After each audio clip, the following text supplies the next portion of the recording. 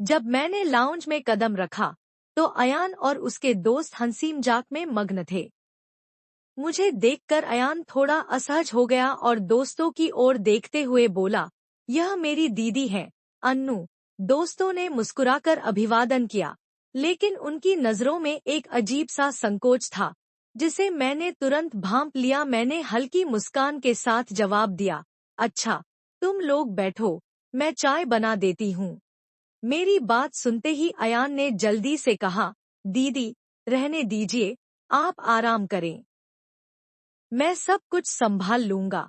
उसकी यह बात सुनकर मुझे थोड़ा ताज्जुब हुआ, क्योंकि वह आमतौर पर ऐसे मौकों पर कभी आगे नहीं बढ़ता था।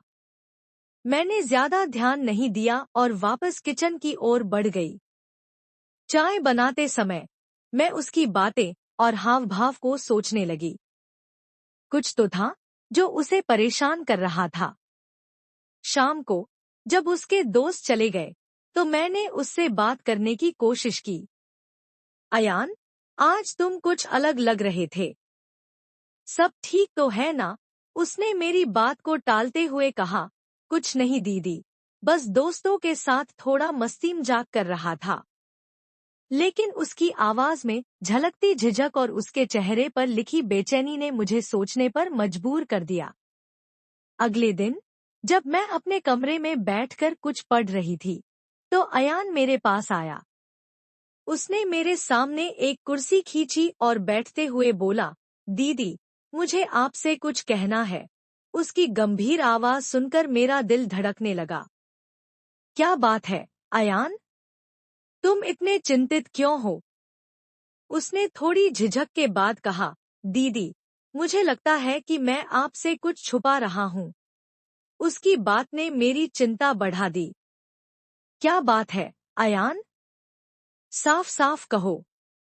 उसने सिर झुकाते हुए कहा, उस दिन जब मैं रात में आपके पास सोने आया था, मैंने कुछ ऐसा देखा जिसे मैं अभी तक समझ नहीं पाया हूँ।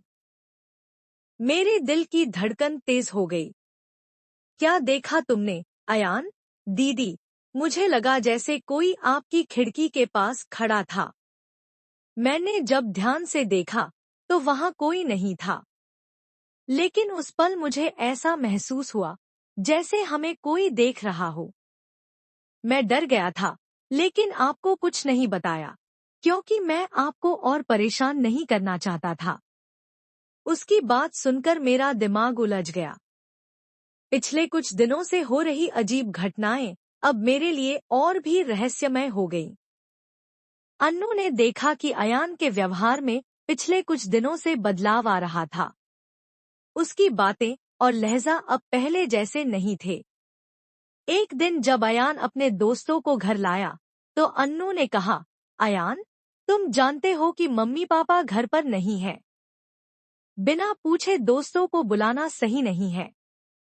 अयान ने बेमन से जवाब दिया, यह मेरा भी घर है, दीदी। जब आपको मेरी परवाह नहीं है, तो मैं क्यों ध्यान दूं? अन्नू उसकी बातों से हैरान रह गई। वह सोच में पड़ गई कि उसका भाई, जो हमेशा देखभाल और स्नेह से भरा रहता था, अचानक इतना बदल कैसे गया। रात में जब सब सो रहे थे, अन्नू ने अयान से बात करने का फैसला किया।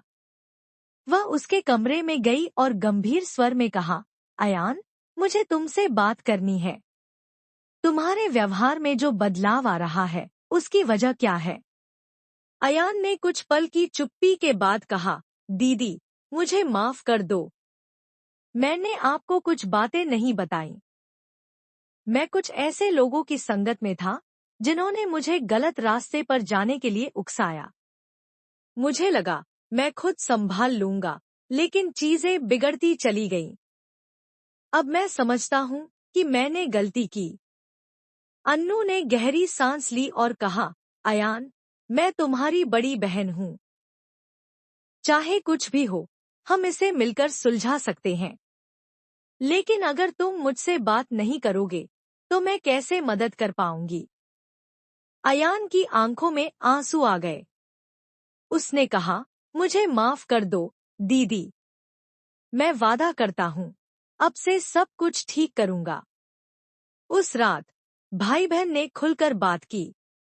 अन्नू ने अयान को समझाया कि अच्छे और बुरे फैसलों का असर न सिर्फ उसकी बल्कि पूरे परिवार की जिंदगी पर पड़ता है। अगले दिन से अयान ने अपने जीवन में सकारात्मक बदलाव लाने शुरू कर दिए। उसने गलत संगत छोड़ दी और अपनी पढ़ाई और करियर पर ध्यान केंद्रित किया।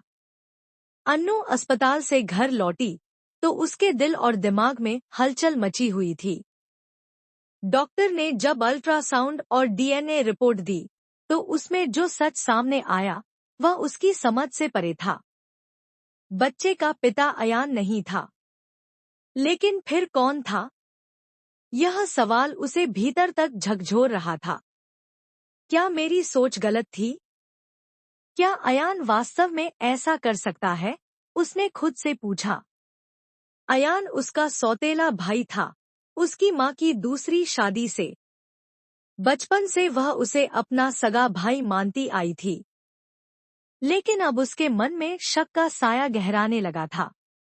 घर लौटकर उसने सबसे पहले अपने कमरे में कैमरा फिट किया।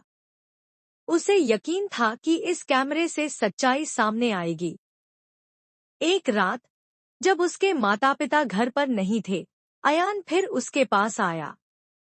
उसने सिर की मालिश के बहाने अन्नू को बेहोश कर दिया, लेकिन अन्नू का शक सही साबित हुआ। होश में आने के बाद उसने कमरे की रिकॉर्डिंग चेक की। कैमरे में साफ दिख रहा था कि अयान ने अपने दोस्तों को घर बुलाया था। वे लोग अन्नू के साथ घिनौने काम करते थे और बाद में अयान उनसे पैसे लेता था। यह देखकर अन्नू का दिल टूट गया। उसने तुरंत अपने माता पिता को वीडियो दिखाया। पिता का गुस्सा सातवें आसमान पर था।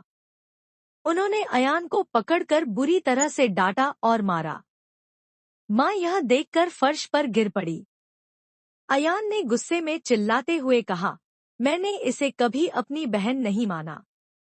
मुझे पैसों की जरूरत थी और लोग इसके लाखों रुपए देने को तैयार थे, इसलिए मैंने यह सब किया।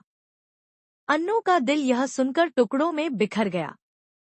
वह सोच भी नहीं सकती थी कि उसका अपना सौतेला भाई ऐसा कर सकता है। पिता ने अयान को घर से निकाल दिया। उन्होंने उसे चेतावनी दी कि वह दोबारा इस घर में कदम न रखे। अयान वहां से भाग गया और फिर कभी लौटकर नहीं आया। अन्नू ने बच्चे का गर्भपात करवा लिया, लेकिन उस दर्दनाक घटना का असर उसकी जिंदगी पर हमेशा के लिए छाप छोड़ गया। इस घटना ने अन्नू और उसके परिवार को एक गहरा सबक दिया। अन्नू ने अपने अनुभव से एक संदेश दिया।